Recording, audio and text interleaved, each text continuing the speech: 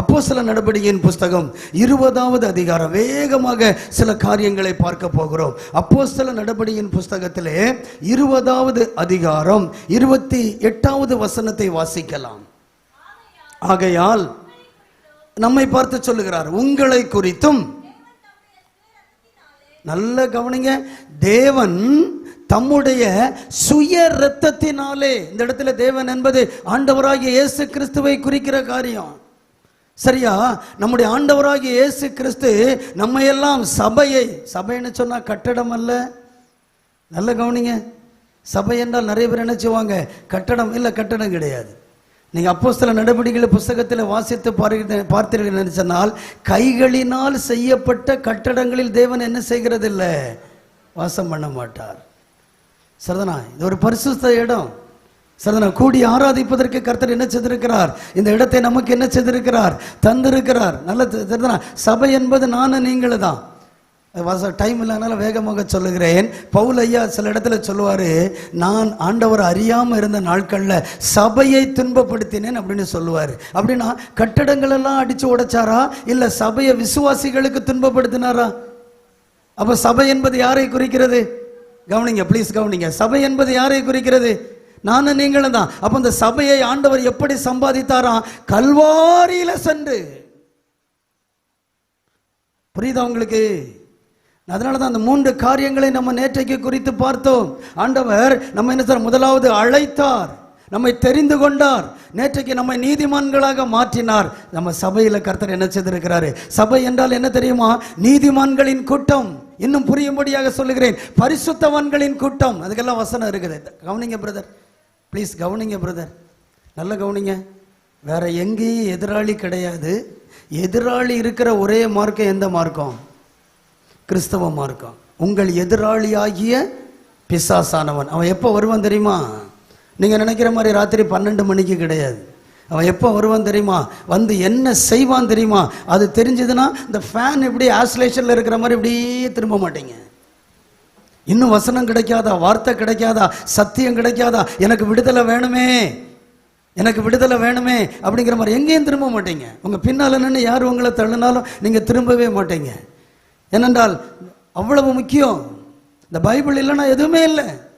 இந்த பைபிள் இல்லைன்னா எதுவுமே இல்லை. நமக்கு சபையே இருக்காது, சபை இருக்காது. எதை நம்ம கற்றுக் கொடுப்போம், எதை சொல்லுவோம், எதை விசுவாசிப்போம்? கற்பனையவா அல்லது கற்பனை கடவுளா? இல்லை. இன்றைக்கும் வேதத்தில் இருக்கிற இடங்கள் எல்லாம் இருக்குது தெரியுமா உங்களுக்கு? இப்ப ஒரு யுத்தம் நடக்குது தெரியுமா? பைபிள்ல இருக்குதுங்க. பாலஸ்தீனால, இஸ்ரேல்ல சுற்றி இருக்கிற ஹமாஸ் தீவிரவாதிகள், இஜிபுல்லா எல்லாம் இருக்கிறாங்க தெரியுமா? அத்தனை பேரும் பைபிள்ல இருக்குது தெரியுங்களா? எனக்கு அதெல்லாம் எடுத்து சொல்றதுக்கு சமயம் இல்லை. அதனால இதை ஏதோ சும்மா கையில வச்சுட்டு அப்படிங்கறது நினைக்காதீங்க. வானமும் பூமியும் ஒளிந்தாலும் இதுல இருக்கிற வார்த்தை வசனம் என்ன செய்யாதான்? ஒளியாது, ஒளியாது. என்னால புரிஞ்சுக்க முடியல, அவ்வளவுதான். அதனாலதான் திருப்பி திருப்பி சொல்லுகிறேன். எதற்காக சொல்லுகிறேன் என்றால், ஒரு சபைக்கு ஆதாரம் என்ன தெரியுமா? சத்திய வசனம். தீமோத்தேயுல நீங்க வாசித்து பார்க்கலாம். ஒரு சபைக்கு ஆதாரம் அதுதான், முக்கியமானது அதுதான். அது அந்த வசனத்தை வேணா எடுக்கலாம் பாருங்க. ஆமென். 1 தீமோத்தேயுடைய புஸ்தகம் 3வது அதிகாரத்தை திருப்பிங்க வைக்கலாம். 1 தீமோத்தேயு 3வது அதிகாரம் 15வது வசனத்தை வாசியுங்கள். என்ன சொல்றார் பாருங்க. அப்போஸ்தலனாகிய பவுல் அவருக்கு கீழே இருக்கிற அந்த இளம் ஊழியருக்கு சொல்லுகிறார், நான் வருவதற்கு ஒருவேளை லேட் ஆயிட்டேனா நான் தாமதிப்பேனாயில். அப்ப இது என்னது பாத்தீங்களா? தேவனுடைய வீடு. என்னைய பாருங்க, என்னைய பாருங்க. ஒரு வீட்டில் அப்பா தனியா, அம்மா தனியா, பிள்ளைங்க தனியா, இல்லை தனியா இருந்தா எப்படி இருக்கும்? எப்படி இருக்குமான்னு கேட்டா இப்ப அப்படித்தானே இருக்குங்கிற மாதிரி சொல்றீங்க என்ன பார்த்து. ஒரே பானையில பொங்குறத சாப்பிட்டுறோம் எல்லாரும். ஆனா எல்லாரும் ஒரே மாதிரி இருக்கிறோமா? அது வேற, அதை விட்டுருங்க. இது தேவனுடைய வீடு, தேவனுடைய வீடு. என்ன சொல்றாரு பாத்தீங்களா? தேவனுடைய வீட்டிலே நடக்க வேண்டிய வகையை நீ அறியும்படி இவைகளை உனக்கு எழுதுகிறேன். அந்த வீடு, அதாவது நம்ம சபைன்னு வச்சுக்காங்க, அந்த வீடு எப்படி இருக்க வேண்டுமாம்? ஜீவனுள்ள தேவனுடைய சபையாய் சத்தியத்திற்கு தூணும். பாத்தீங்களா? நம்ம வசனத்துல கட்டப்படணும், வசனத்துல வளரணும், வசனத்துல நிரப்பப்படணும். வசனம் தான் நம்மை கொண்டு நடக்கணும். நம்மகிட்ட பார்த்து கேட்கணும், என்ன பிரதர் இப்படி பண்றீங்க, சிஸ்டர் ஏன் இதை செய்றீங்க? வசனம் இருக்குதுங்க, வசனம் இருக்குதுங்க. இயேசுவின் இரத்தத்தாலே மீட்கப்பட்டு வசனமாம் வேலியாலே காக்கப்பட்டு, இயேசுவின் இரத்தத்தாலே மீட்கப்பட்டு வசனமாம் வேலியாலே காக்கப்பட்டு, கரைதிரையற்ற பரிசுத்தரோடு, கரைதிரையற்ற பரிசுத்த ஏழையாம் பொன் வீதியில் உலாவி, நம்ம எல்லாரும் ஏழையாம் பொன் வீதியில் உலாவிடுவோம். சரிங்களா? அது உலகத்தில் இருக்கிறவங்க கிடைக்காது.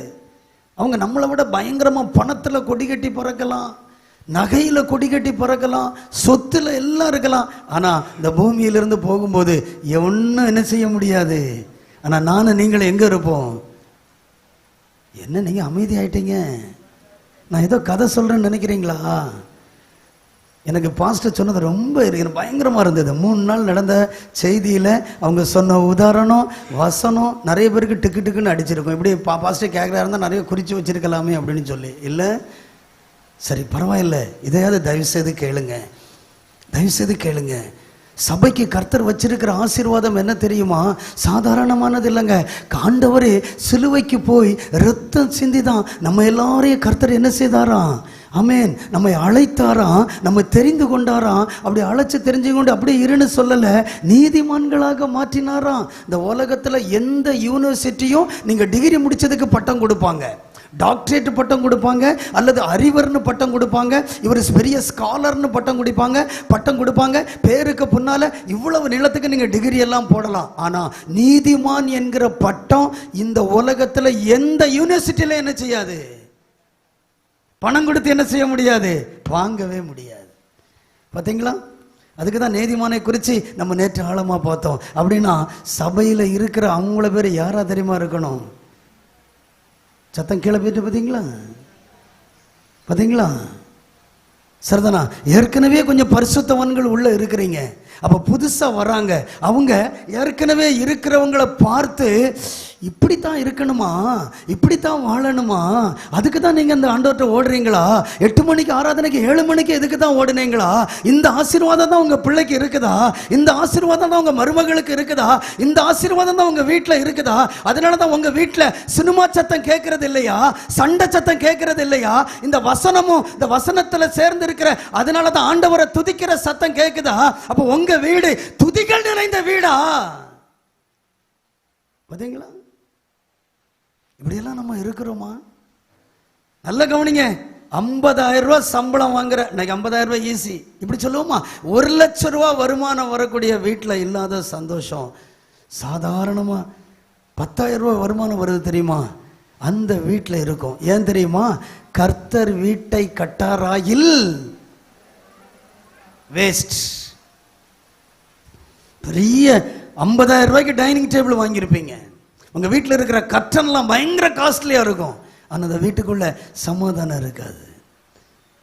ஆண்டவருடைய சகோதரனாக இருக்கிற யாக்கோபு, ஆண்டவர் இருக்கிறது வரைக்கும் அவங்க பெருசா ஊழியத்துக்கு வரல. அதுக்கு முறை பயங்கரமா ரட்சிப்புக்குள்ள அந்த ஊழியத்துக்கு வந்தாங்க. அவர் மரித்ததுக்கு பிறகு அவர் தங்கியிருந்த இடத்த போய் பார்த்தாங்களாம். 2 இடத்துல இவ்வளவு ஆழத்துக்கு குழி இருந்துதான்.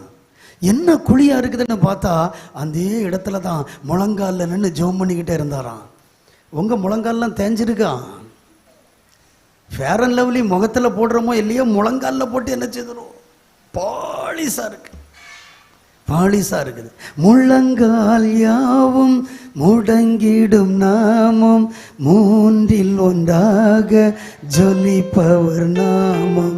முழங்கால் யாவும் முடங்கிடும் நாமம், 3இல் ஒன்றாக ஜொலிப்பவர் நாமம். அல்லேலூயா. சமயம் இல்லாதனால வேகமா போயிடலாம். சரிதானா? இந்த கம்யூனிஸ்ட் கட்சியை ஒருத்தன் ஆரம்பிச்சான், லெனின் ஒருத்தன். சரிதானா? அவர் ஒரு பாஸ்டருடைய மகன் தெரியுமா உங்களுக்கு? கொஞ்சம் தடம் புரண்டு போயிட்டான். பிள்ளைங்க ரொம்ப வேதனைப்பட்டாங்க, அம்மா அப்பாலாம் ரொம்ப வேதனைப்பட்டாங்க. ஐயோ என் பிள்ளை இப்படி ஆகிட்டு, நாங்கள் சபையில் எத்தனை பிள்ளைங்களுக்கு ஆண்டவரை பற்றி சொல்லி அவங்கள நாங்கள் ரட்சிப்புக்குள்ளே கொண்டு வருகிறோம், எங்கள் வயிற்றில் கவனிங்க, எங்கள் வயிற்றில் பிறந்த பிள்ளை இப்படி ஆயிடுச்சு அப்படின்னு சொல்லி ரொம்ப துடிச்சாங்க. ஆனால் ஒரு காலத்தில் லெனின் ரொம்ப வேதனைப்பட்டானோ. வேதனைப்பட்டு என்ன தெரியுமா எழுதுறான், இந்த சபையில் இருக்கிற மாதிரி என் கட்சியில் இருக்க மாட்டேங்கிறாங்களே. சரிதானா? சபையில் சின்னவங்களும் பெரியவங்களும் ஒன்றா இருக்கிறாங்க, கருப்பாக இருக்கிறவங்களும் வெள்ளையாக இருக்கிறவங்களும் ஒன்றா இருக்கிறாங்க, ஹைட்டாக இருக்கிறவங்களும் குட்டையாக இருக்கிறவங்களும் ஒன்றா இருக்கிறாங்க, படித்தவங்களும் படிக்காதவங்களும் ஒன்றா இருக்கிறாங்க. புரிகிறதுக்காக சொல்கிறேன், உயர்ந்த ஜாதிக்காரன் வெளியில் பேசிக்கிறாங்க, உயர்ந்த ஜாதிக்காரங்களும் தாழ்ந்த ஜாதிக்காரங்களும் ஒன்றா இருக்கிறாங்க ஐயா. ஆனால் என் கட்சியில் அப்படி இல்லைன்னு வேதனைப்பட்டானா. நான் அப்படியே கொஞ்சம் யோசித்தேன், ஒருவேளை இன்னைக்கு லெனின் இருந்திருந்தால் சொல்ல முடியுமா? நம்ம சபையை பார்த்து லெனின் என்னங்க, ஏன் தெரியுமா? ஆண்டவருடைய கடைசி ஜெபம் என்ன ஜெபம் தெரியுமா? என் கூட நீங்கள் திருப்பி வைத்துக் கொள்ளுங்கள். யோவான் எழுதின சுவிசேஷத்துக்கு நீங்க வேகமாக வாங்க. யோவான் எழுதின சுவிசேஷத்திலே ஆண்டவர் அவருடைய கல்வாரிக்கு போவதற்கு முன்பதாக ஆண்டவர் செய்கிறதான இறுதி ஜெபம் 17வது அதிகாரம். தயவு செய்து எல்லாரும் எடுங்க, பைபிள் எல்லாரும் எடுங்க. வீட்டில் தான் எடுக்கல, சபையிலேயாவது எடுங்க. உங்களை ப்ளீஸ் பண்ணி கேட்கிறேன். யோவான் சுவிசேஷம் 17வது அதிகாரம் 11வது வசனம் வாசிங்க பார்க்கலாம். நான் இனி உலகத்தில் இரேன், இவர்கள் உலகத்தில் இருக்கிறார். நம்மை பார்த்து சொல்லுகிறார். அன்றைக்கு சீஷர்கள் என்றால் இன்றைக்கு நானும் நீங்களும், சரியா? இவர்கள் உலகத்தில் இருக்கிறார்கள், நான் உம்மிடத்திற்கு வருகிறேன். அடுத்த வசனத்தை பாருங்க. பரிசுத்த பிதாவே, நீர் எனக்கு தந்தவர்கள், நானும் நீங்களும்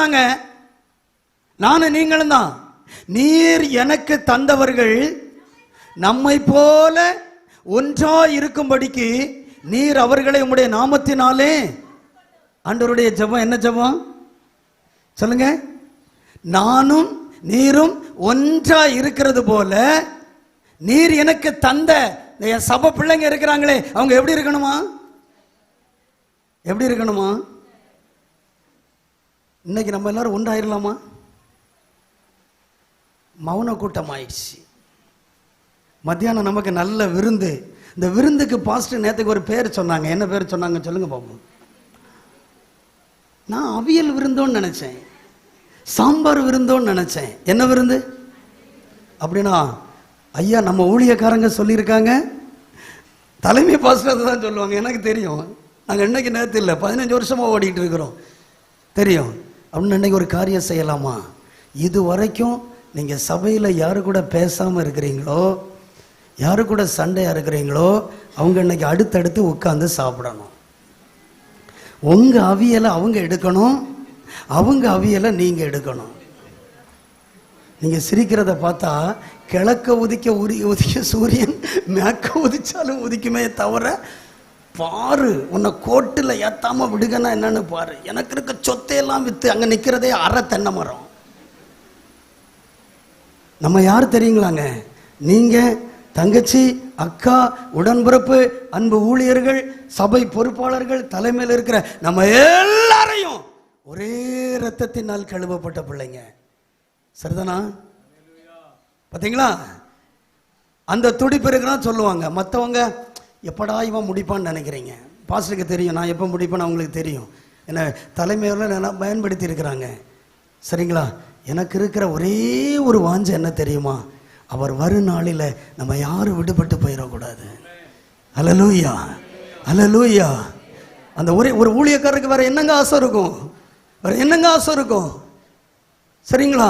ஒரு அம்மா, ஒரு ஐயா, ஒரு வயதான பெற்றோர், ஒரு தங்கச்சி, ஒரு சகோதரி, ஒரு தம்பி, பின்னால இருக்கிறவங்க, ஓடுறவங்க, ஆமென், ஒருத்தர் கூட என்ன செய்யக்கூடாது? விடுபட்டு போயிடக்கூடாது.